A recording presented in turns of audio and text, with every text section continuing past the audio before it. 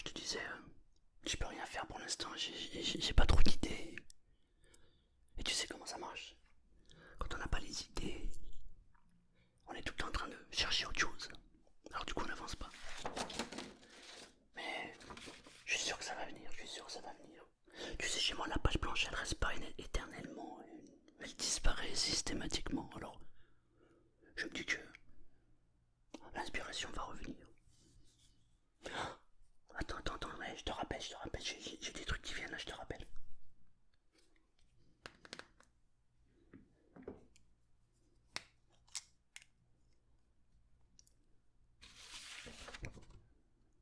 La feuille blanche et le crayon. La feuille blanche et le stylo à plume. La feuille blanche et le stylo à plume. La feuille blanche et le stylo à plume. Ah, c'est pas mal ça. C'est pas mal. Alors, la feuille blanche et le stylo à plume.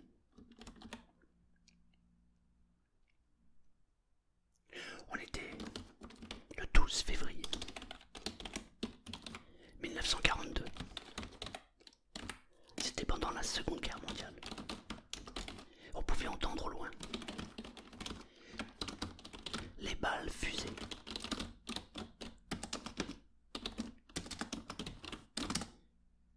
Et par moments même, on pouvait entendre des explosions.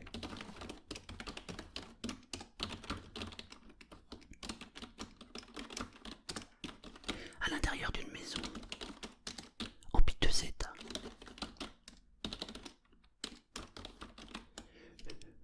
Un projectile avait détruit la façade de la maison.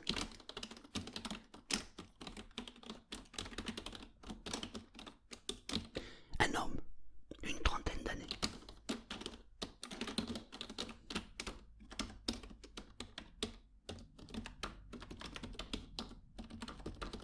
s'était réfugié à l'intérieur.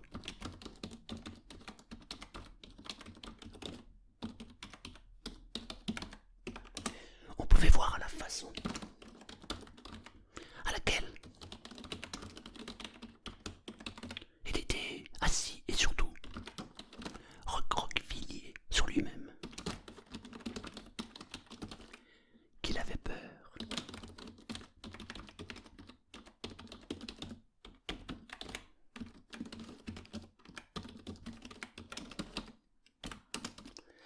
On pouvait entendre loin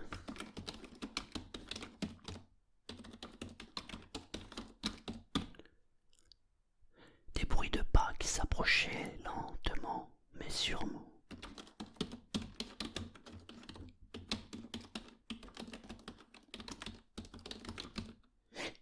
Et dans sa tête, un bruit s'imposait.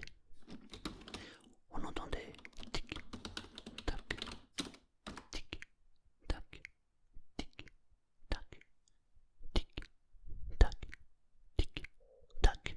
Il se sentait perdu. Pour lui, il en était sûr. Sa dernière heure était venue. Il jeta un œil autour de lui. Un œil désespéré.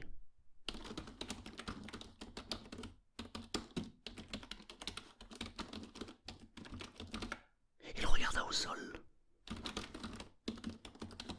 Et il y vit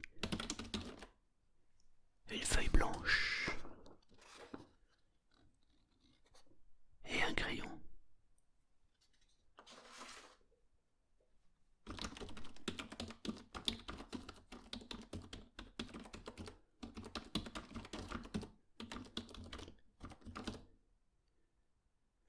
La seule chose qui lui vint à l'esprit,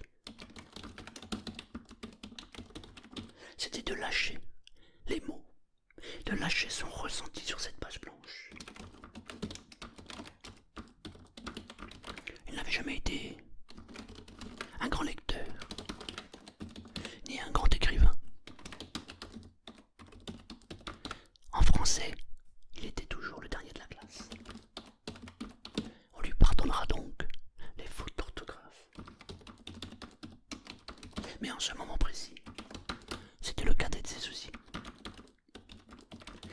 ressentait au fond de lui une envie incroyable d'écrire, de prendre cette feuille, de prendre ce crayon et d'écrire.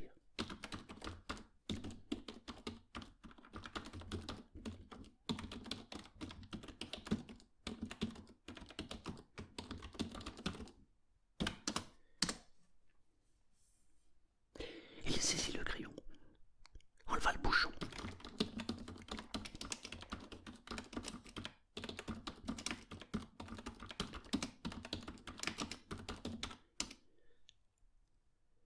Mon très cher ami,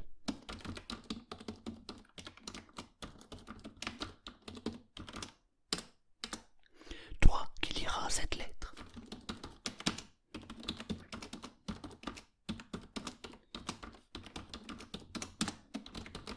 sache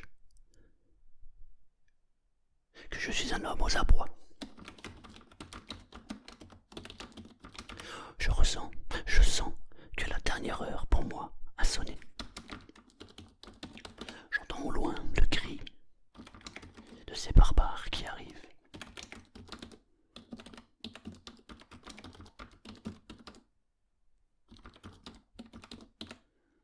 J'entends aussi au loin des coups de mitraillette. J'entends les balles fusées qui se rapprochent à la vitesse grand V. Et la seule question qui me vient à l'esprit, c'est pourquoi suis-je ici? Moi qui n'ai que 30 ans.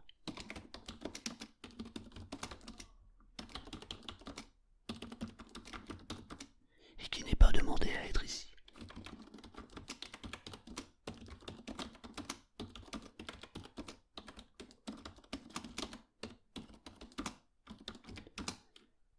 Moi, ce que je voulais, c'était vivre une vie tranquille, avoir un emploi plutôt bien payé, trouver une femme. D'ailleurs, je l'ai déjà. Chaque jour qui passe, je pense à elle. Je pense à nous, à toutes les histoires que nous avons vécues jusqu'aujourd'hui. Et ce qui me rend triste, c'est toutes les histoires que nous aurions pu connaître ensemble et qui malheureusement s'arrêtent ici. Sa lettre continua. Il regarda au sol.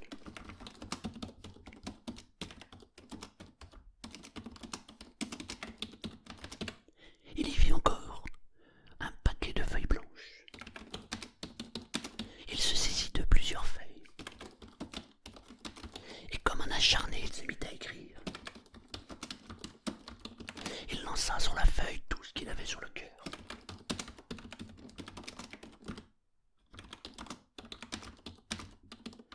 On ne pouvait l'arrêter. Les bruits dehors se faisaient de plus en plus rapprochants. Mais il était comme si... Il était pris d'une hypnose, comme s'il était ailleurs. Comme si en fait, il n'était pas à l'endroit où il était, mais il était dans un autre monde. Comme si pour lui le temps s'était arrêté.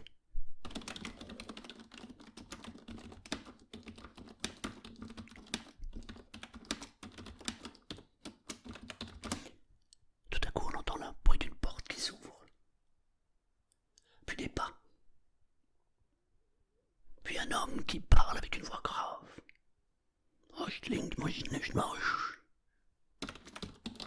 La voix d'un Allemand qui s'approche.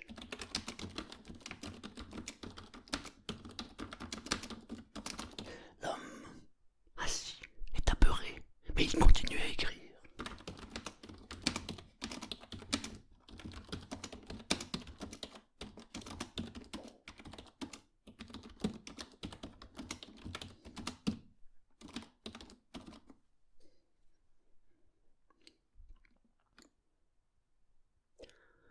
L'Allemand tire son fusil et s'approche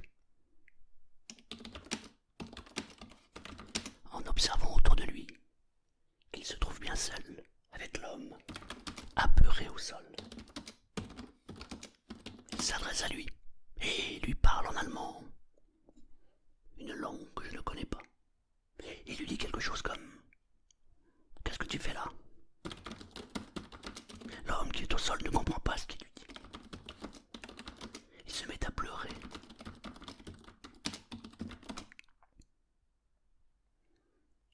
L'Allemand, à un moment d'hésitation, se demande pourquoi il pleure. Il se doute bien, il sait qu'il est en position de force et que ça doit être ça sa faiblesse. Mais il est intrigué parce qu'il voit un homme par terre avec une feuille, enfin avec des feuilles, et un stylo. Et qui écrit. Et il s'approche de l'homme et lui arrache le paquet de feuilles.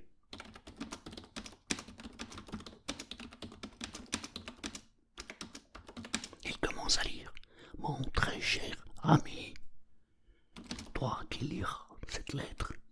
Il s'avère que l'Allemand a appris la langue française à l'école. Il est lui-même issu d'une famille bourgeoise. Et à cette époque, le comble de la bourgeoisie, c'était de parler français. Il lut la première page, tourna la deuxième, se saisit de la deuxième feuille et continua la lecture. On pouvait voir son visage, des larmes qui coulaient. On aurait dit que le texte lui était adressé. Il lisa les feuilles les unes après les autres.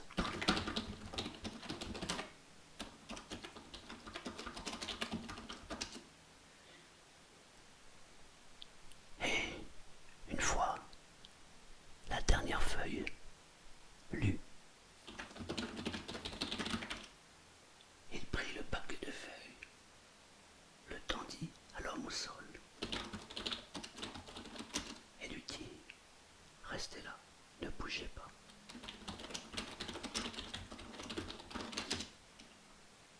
Attendez 1 heure et vous serez libre.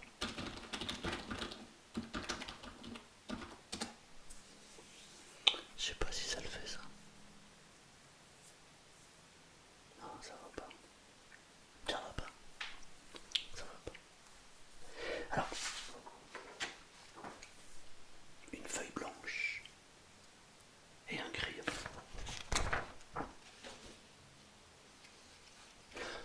En vrai, les gens, ils aiment bien les histoires d'amour. Alors, et si je racontais une histoire d'amour, ça serait peut-être mieux.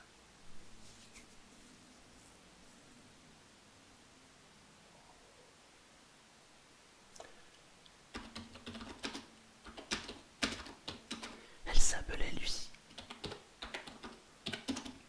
Elle était brune.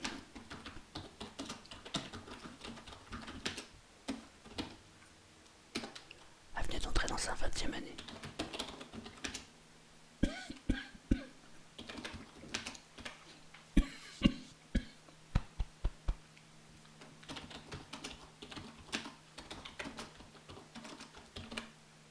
Ce qu'elle aimait le plus, c'était la liberté.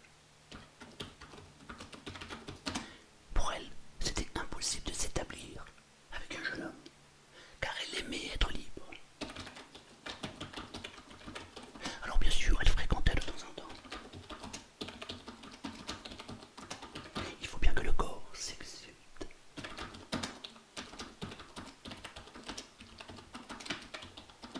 Qu'il s'exprime.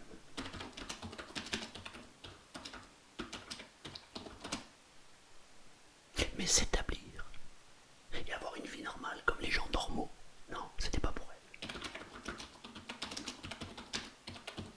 Pourtant, en ce jeudi 14 février 2014, voilà, son concept et sa vie basculent.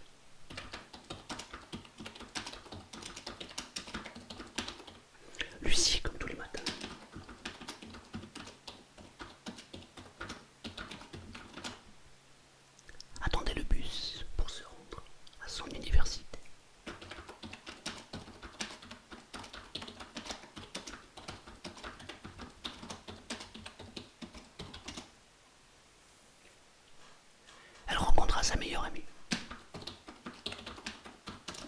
d'ailleurs dans sa classe.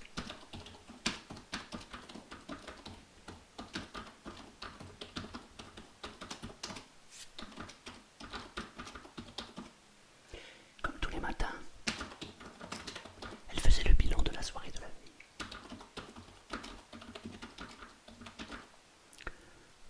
Nadia, sa meilleure amie, lui raconta les derniers potins qui s'étaient passés dans la fête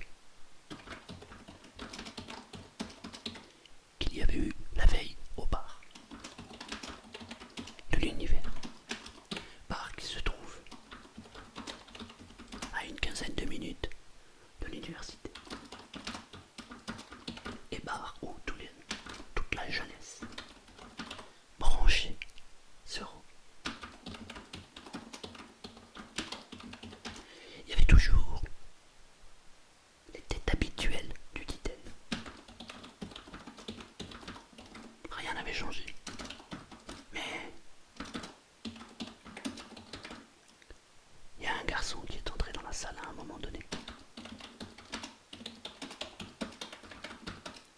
Il s'appelle Fabien. Comment je le sais?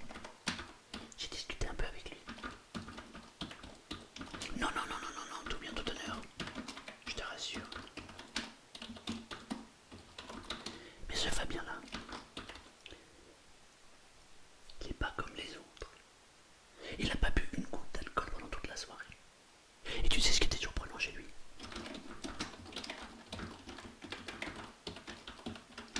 Évidemment, Lucie était pendue aux lèvres de Nadia. Parce que, évidemment, elle voulait connaître la suite.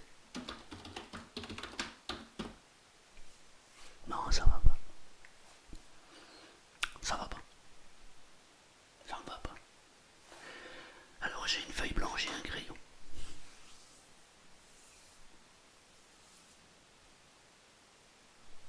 Une feuille blanche et un crayon.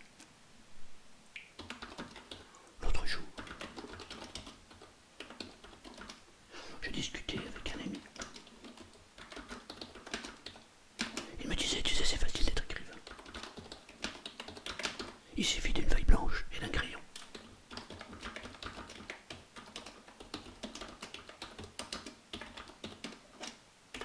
Et je lui avais répondu à l'époque, oui mais attends, c'est parce que t'as une feuille blanche et un crayon que ça fait de toi un écrivain. Il faut savoir raconter l'histoire.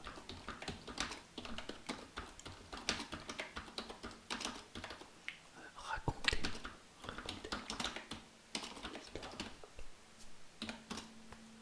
C'est comme si je te disais, tiens, voilà de la farine, voilà de l'eau, voilà une pincée de sel. Ça fera pas de toi un boulanger.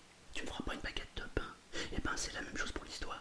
Alors, je lui dis,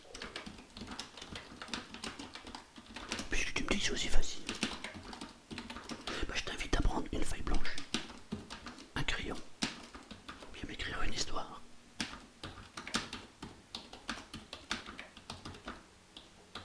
En vrai, raconter une histoire qui donne envie d'écouter la suite. C'est ça le plus difficile. C'est de susciter l'envie, que l'on comprenne qu'il y a autre chose derrière, qu'il y a une suite.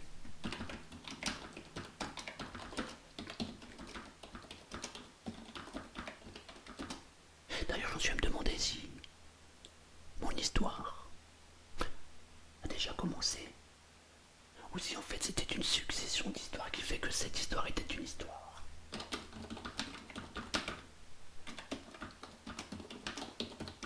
Parce que croire que l'histoire a démarré tout au début. Alors il y a eu deux histoires qui se sont recoupées. Et comme maintenant on en est à la troisième, je me demande si ça fait partie de la même histoire.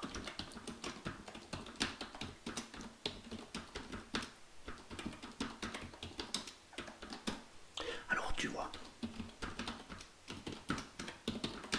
je te confirme qu'effectivement,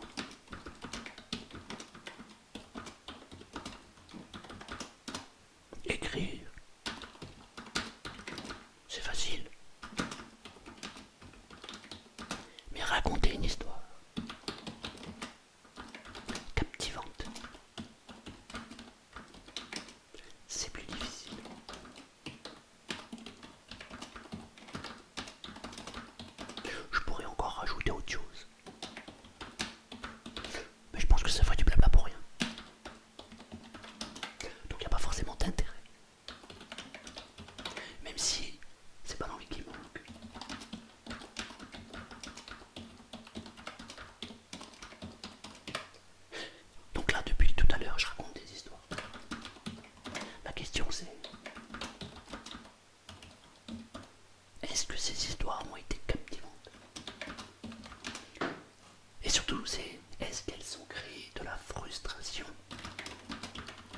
que la deuxième histoire n'était pas terminée.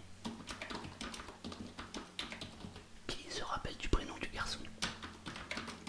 Le fameux beau gosse que Nadia a kiffé